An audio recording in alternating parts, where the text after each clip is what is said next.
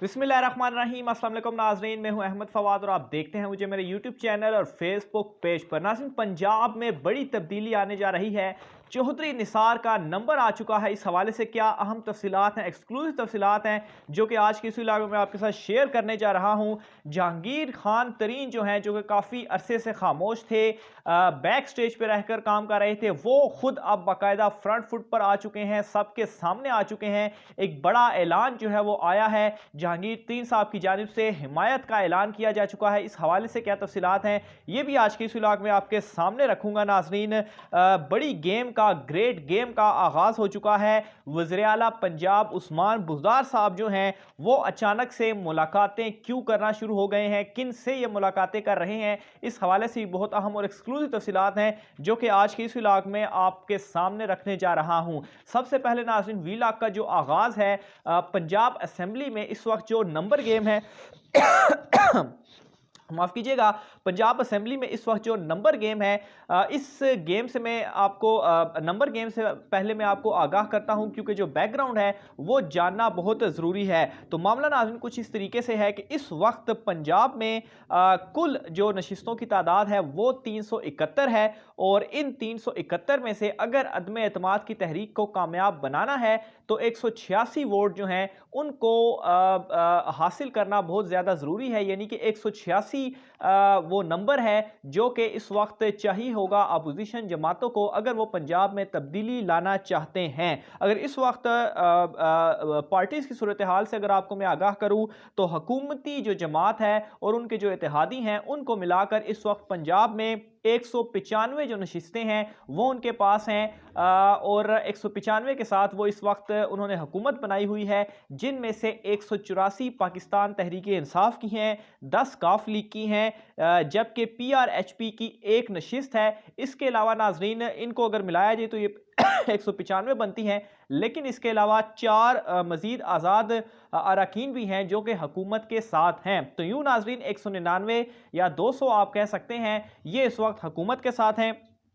जबकि अगर आप अपोजिशन की बात करें तो 172 इस वक्त अपोजिशन के पास नंबर मौजूद है असेंबली के अंदर, और इन 172 में से जो मुस्लिम लीग नून है उसके पास 165, जबकि जो पीपल्स पार्टी है उसके पास सिर्फ और सिर्फ 7 नशिस्तें हैं। तो इन दोनों को मिलाकर 172 का जो नंबर है वो बनता है। और अगर अदम एतमाद पंजाब के अंदर कामयाब बनानी है तो इसके लिए ये ज़रूरी होगा कि 186 का जो नंबर है वो हासिल किया जाए, और इसी हवाले से ये अपोजिशन जमातें मुतहरिक हैं। और जो जहांगीर तरीन ग्रुप के हवाले से कहा जा रहा है कि जहांगीर तरीन ग्रुप के जो 20 लोग हैं, अगर वो उनके साथ मिलते हैं तो यूं नाज़रीन जो हुकूमत होगी उसका 195 से कम होकर तो 175 नंबर उनके पास रह जाएंगे, और जो अपोजिशन होगी वो 172 से बढ़कर 192 हो जाएगा। और सिर्फ जहांगीर तरीन के मिलने से क्या होगा,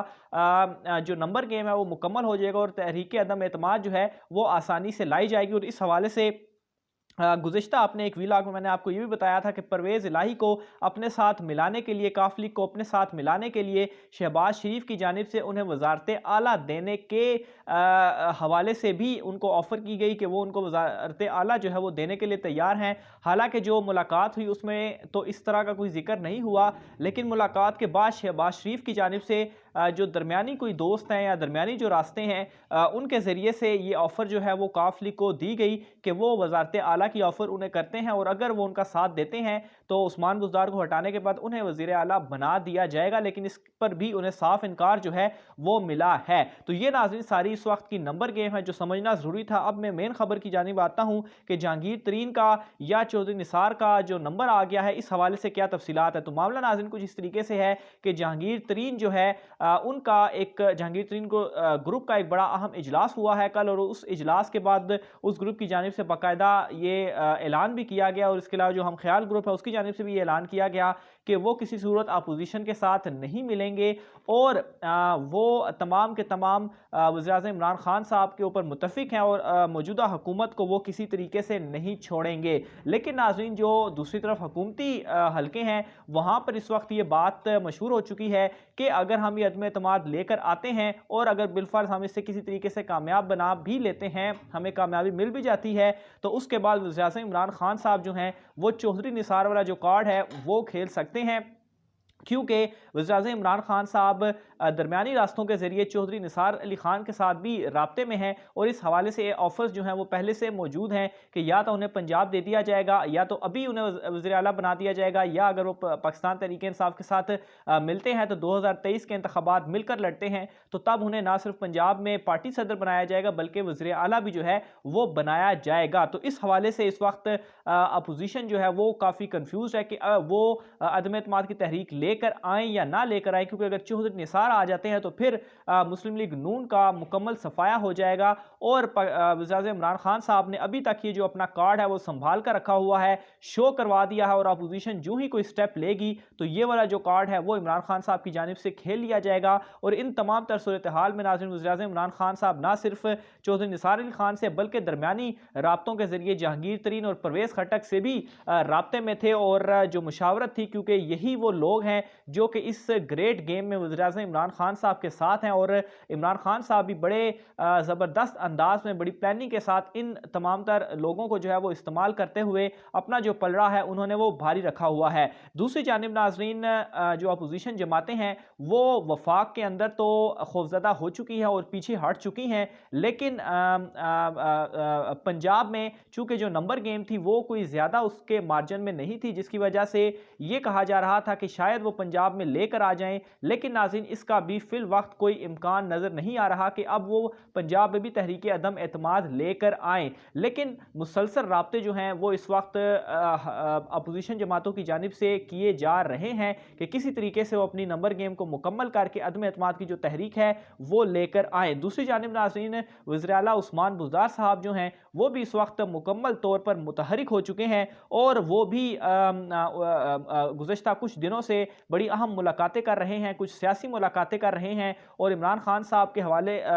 جو ایک انہوں نے ٹاسک بھی دیا تھا پنجاب کا، اس حوالے سے بھی وہ ایکٹیو ہیں، لیکن یہ جو سیاسی ملاقاتیں ہیں وہ بھی کر رہے ہیں، اور جو پنجاب کے اندر بھی جو نمبر گیم والے معاملات ہیں اس کے اوپر اپنا جو ہوم ورک ہے وہ عثمان بزدار صاحب کی جانب سے بھی کیا جا رہا ہے۔ وفاق میں تو جو وزراء بھی ہیں، کچھ قریبی لوگ بھی ہیں عمران خان صاحب کے، وہ جب عمران خان صاحب کے اوپر عدم اعتماد کا تحریک لانے کے حوالے سے اپوزیشن متحرک ہوئے تو وفاق کے اندر تو وہ لوگ متحرک ہو چکے تھے، لیکن پنجاب میں ناظرین وزیر اعلیٰ عثمان بزدار صاحب ہیں وہ بھی اس وقت مکمل طور پر متحرک ہو چکے ہیں۔ تو یہ ناظرین آج کی اہم ترین اپڈیٹ تھی، آپ نے اپنی رائے کا اظہار کمنٹ باکس میں لازمی کرنا ہے۔ خاص طور پر ناظرین جہانگیر ترین خان کا جو گروپ ہے انہوں نے جس طریقے سے حمایت میں وہ سامنے آیا عمران خان صاحب کے، حالانکہ